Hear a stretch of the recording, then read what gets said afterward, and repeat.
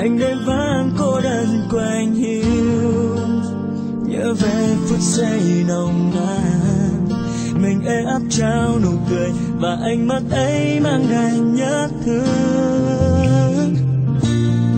Rồi cơn giông tố chợt đến với người, em ra đi không nói một lời, dù cho trái tim ngừng đập nhưng hơi ấm trong em mãi đây.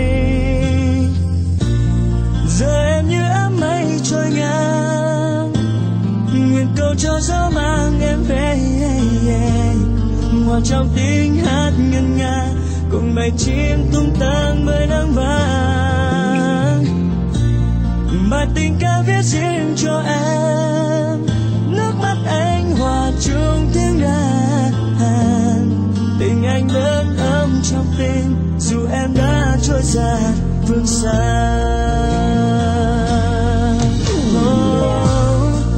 Vì em nước mắt anh trôi vào tim, anh cô đơn nơi ấy một mình, trong bóng đêm mịt mù tình yêu cháy sáng soi bóng trái tim.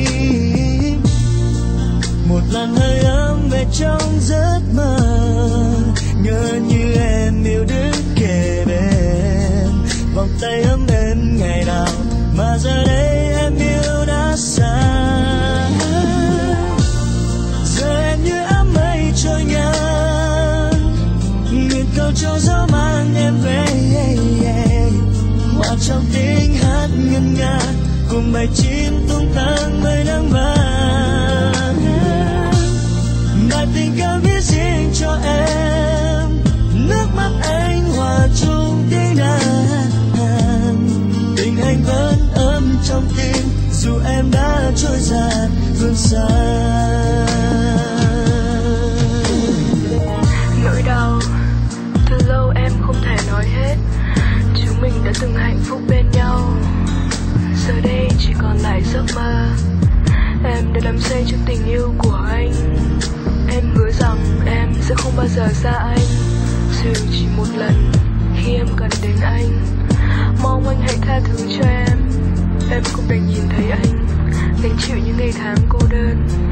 Em vẫn yêu anh cho đến khi con tim em tên thơ bóng giá. Anh yêu em như con tim anh ngao, vì em không còn đây nữa rồi. Nguyện mong thời gian ngừng trôi mãi mãi, để em yêu luôn sống bên anh. Giờ em như áng mây trôi ngang, nguyện cầu cho gió mang em về, hòa trong tiếng hát ngân nga cùng bầy chim tung tăng bởi nắng vàng.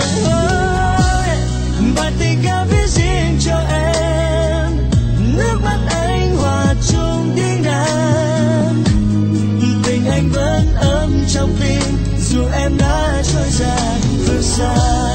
Bài tình ca viết riêng cho em, nước mắt anh hòa chung tiếng đàn, tình anh vẫn ấm trong tim dù thời gian đã mang em đi thật xa.